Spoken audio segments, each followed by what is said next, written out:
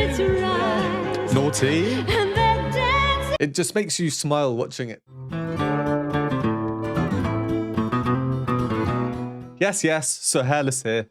Today we are back with Barbra Streisand. The comments in my last video made it very clear to me that it's simply not acceptable. I don't know Barbra that well. Just kidding. Overall, the comments were actually really nice about it. Maybe some of you realized I'm perhaps a little bit younger than I might look with this hairless head of mine. Anyway, that was my first Barbra video. Send in the clowns if you want to check that out now or after this one. You can do so card up here. I received many recommendations of songs by her to do in the future. A lot of them were for A Star Is Born, the film from 1976. So we're doing the theme from that, Evergreen. I've not seen A Star Is Born. I've seen the recent one with Lady Gaga and Bradley Cooper, and when that came out I wasn't actually aware that was a remake. I know I'm offended by my own lack of culture, but we're trying to change that. So let's get straight into this one. Here are the lyrics on the screen now, short and sweet, and no surprise, the song is about love.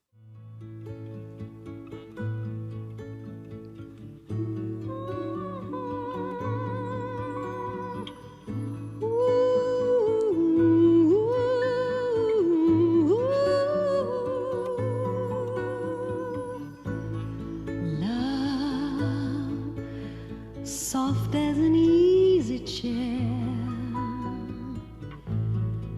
love, fresh as the morning air, one love that is shared by two, I found with you.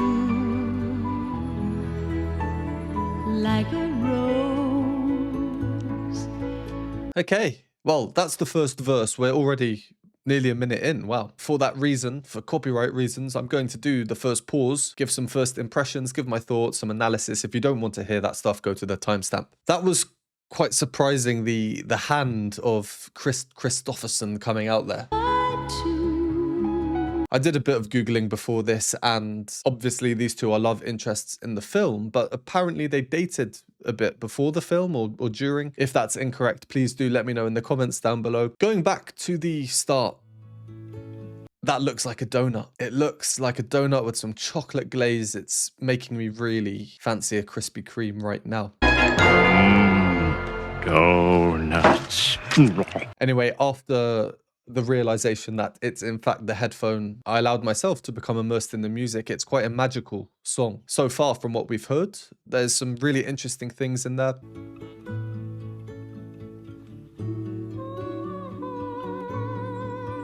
Very nice guitar part, extremely rhythmic. It's almost like it can't make up its mind between whether it wants to be strumming or finger plucking. And due to how it's played, it sounds like a bit of both. Although it's really plucking. Barbra starts with nice humming, and this song, whenever I say something is calm, I always get many comments telling me other adjectives, which I like. I kind of default to calm, but this is a calm one. It's a nice song about love. Same with the word nice, actually. So if calm and nice are inadequate adjectives, please give me your ones in the comments below. And Barbra, although I've only heard her a few times in my life, it's very obvious how powerful her voice is. So with a song like this that is quite soft and lully, I think it just takes a significant amount of skill to be able to sing powerfully but not with volume, and I feel that's what she's doing here.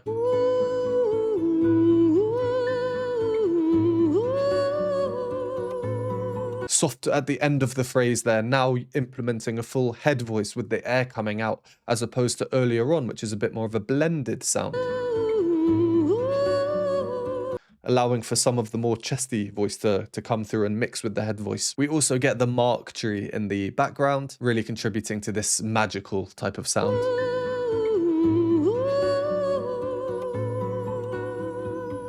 And the keyboard as well. It's jumping around in the upper octaves, granted, and almost replicating this rhythmic finger plucking style the guitar is doing in an arpeggiated fashion. So outlining chords up and down one note at a time, never playing the full chord at the same time. But the piano doesn't play every note. We don't get cha-cha-cha-cha. It's more like cha-cha-cha-cha. Cha-cha, coming in, coming out, very subtle, again contributing to this magical feel that I feel there is with this song. And as part of all of these, there's always going to be one line or melodic motif that stands out. To me, in the guitar, it's the repeated Love, there, soft as an easy chair. and again. But now the piano takes over with this descending line, outlining this chord. As we can see, is a B major chord. If we move it so the B is at the bottom. From a harmonic perspective, that's interesting. Why? Well, if we listen at the bottom of all the instrumentation, we're hearing one note being repeated. Dum. Soft as an easy chair. What is that note? Well, it's an A. As we can see, it clashes with this B. A, in the context of B, is note number 7. This is note number 1, 2, 3, 4, 5, 6, 7. Creating the 7th chord, but it's at the bottom, way down here. That makes the harmony at this point sound peculiar. So suddenly we're thinking, ooh, that's interesting. And then in the guitar's arpeggios, now the harmony starts to resolve itself, become a bit more of what we might expect. Fresh as the morning air. The piano with an arpeggiated, gradually descending line, returning to the higher note. And now the rest of the instrumentation, the strings come in, a fuller sound. Strings often associated with love, and of course, this instrument, the hand.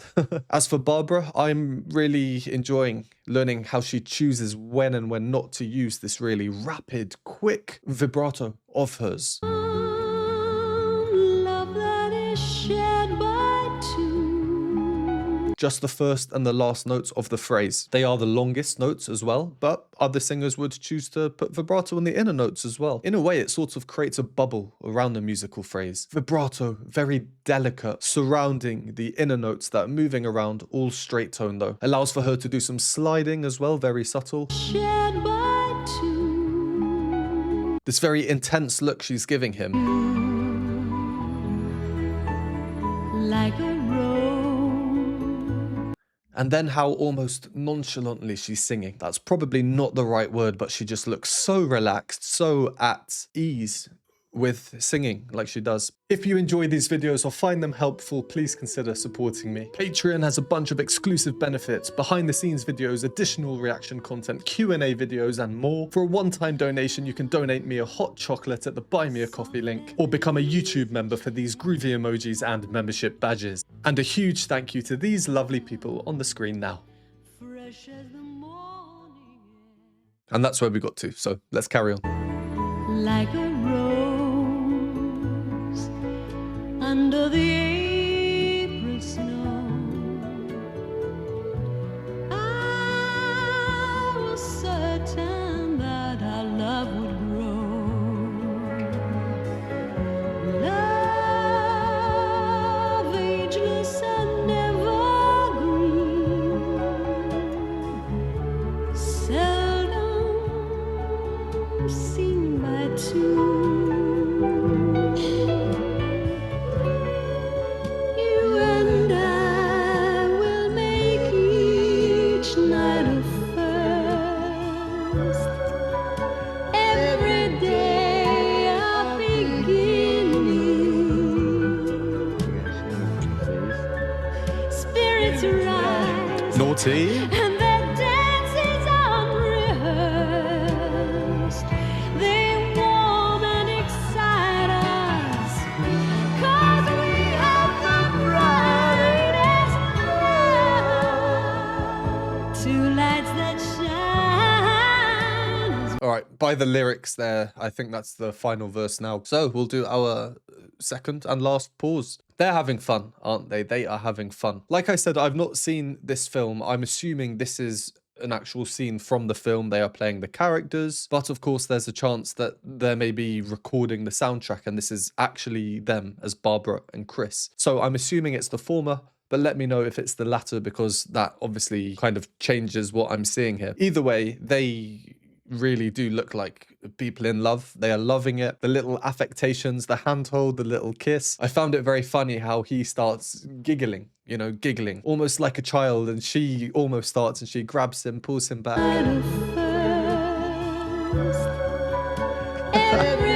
The mouth movement from her as well, as though she's about to say, "What are you doing, you silly, silly boy?" Whilst we're here, the duet here, I will need to watch this film. I really will. This might shock you. Another 10 points lost on the culture scale for me, but I don't really know Chris Christopherson either. Google says that he's a musician, a songwriter, an actor. I think I've seen him on TV in a couple of films. As for his songs, not sure if I know them. He was part of the group The Highwaymen. If you're watching this, you probably know all of this already, so apologies. But from hearing this, it's very interesting to me. His voice is much more raw. I don't know if it's actually like that or if he's putting this on, but it's more raw, and she, Barbara, is very relaxed as it is when it comes to her singing. She's so natural at it. She looks like she's putting in no effort. That's a compliment. I'm not saying she's being lazy. I'm saying it comes so naturally to her. And he is looking even more relaxed, but we hear that in the sound. He's ever so slightly delayed. He's singing homophonically with her, so singing the same words at the same time in the same rhythms. So by definition, you'd kind of expect them to be moving exactly with each other, but they're not. And that adds a fair bit of charm to this duet, I think. You and I will make, He's significantly behind her. you and I will make each night a first. Which, when thinking about the harmony and the notes that we're hearing at any one moment, does have harmonic implications. If he's lagging behind when the chords are changing, when she's changing, then he is essentially adding extra dissonance in there. Again, I'm not going to think about that and go, oh, that's dissonant, I don't like it. There's character to this. It's just something I think is quite interesting to note. Speaking of the harmony and everything, we have backing vocals now. These really long, sustained notes. Love, ageless and evergreen. Not moving as the harmony, the chords underneath Barbara do move. I'm not sure what it adds. I do like it. I think it maybe adds a sort of longevity to the sound. And in a song about love, that's probably a good thing, right? You want love to last. Seldom. Now the notes have moved down to the note that she is singing the prolonged note on. Seldom seen by two. And then there is a slightly interesting chord, but immediately we go back to a more expected harmonic progression. You and I, spirits rise. It just makes you smile watching it, doesn't it? And it's so smooth as well. The bass, the double bass, providing rhythmic value as well as harmonic value, keeping things moving but very slowly, and of course working hand in hand with the very subtle percussion. And just before we paused, more power. 'Cause we have the brightest love. But still so delicate. She has an amazing voice, really, which, to be honest, was completely my expectation coming into this because of how complimentary every comment in my last video of her was. And it does make me a little bit upset that I don't really know her, but that's just how my life has been. I'll know a lot about other artists from other areas. She just seems to have been one that slipped through the cracks. Anyway, let's finish this up. There's about 1 minute left. Lights that shine as one. Morning glory and midnight sun. Time we've learned to sail above. Time won't change the meaning of one love, ageless and ever.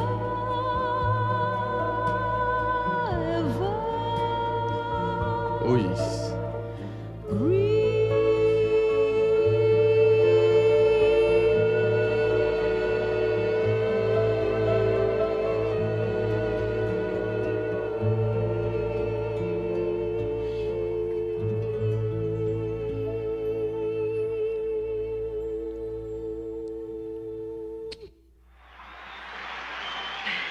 That's nice. That sustained note right into the kiss.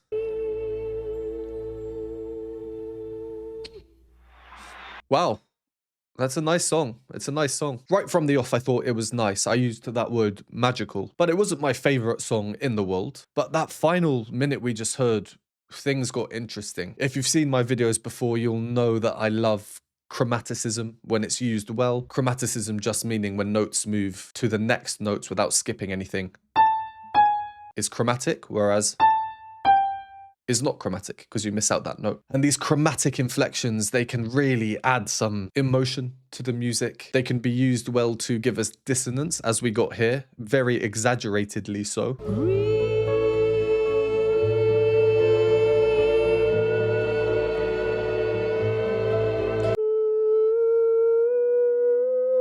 We can hear in the backing vocals. Then you've got the bass note underneath not moving. Barbara, of course, not moving as well. So what that would look like, Barbara's here, the bass is the same note, just down an octave or two. And then that chromatic rising line, that dissonance, ooh. And still, this chromaticism is even more apparent though, because the music's been preparing us for that. Beforehand, we do get chromaticism coming in, but a bit less exaggerated, a bit more subtle.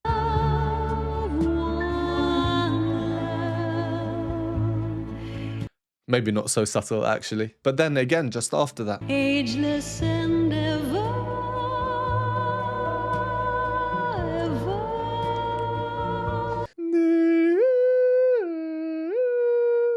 That phrase alone, difficult to sing. I just listened again to make sure I was getting the notes right. And the third note, so we have... But then the third note, I'm not too sure what it is actually. The way she sings it, she just kind of touches on it.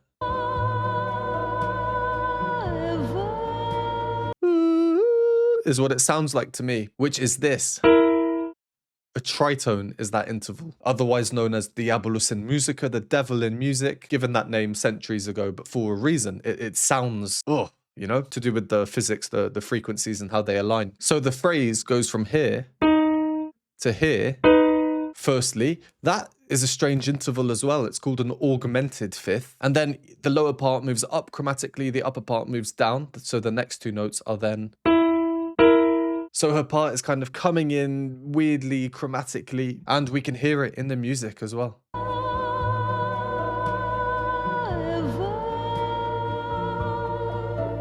The piano still just moving freely down from the top. Guitar continuing to pluck. Yeah, really interesting song. Really, really interesting song. And we can hear the dissonance right until the very, very last moment.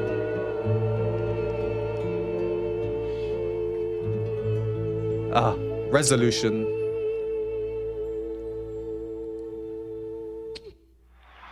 With a kiss. Well, there we go. My Barbra Streisand journey is continuing. I will need to watch this film. There are other films I know I also need to watch. There were many comments recommending a handful. And same with the song. So please do comment down below things you'd like to see in the future. And as always, thank you very much for watching. Would appreciate a like and subscribe. And I will see you next time.